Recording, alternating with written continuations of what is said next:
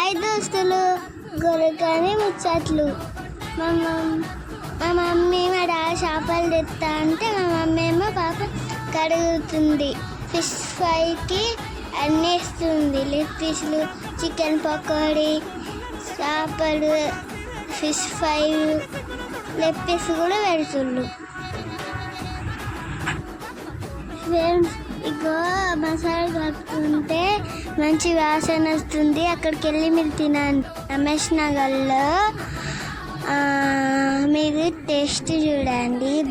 గోనకల్లిలో మన షాపు ముచ్చట్లు. Thank you friends. Bye friends.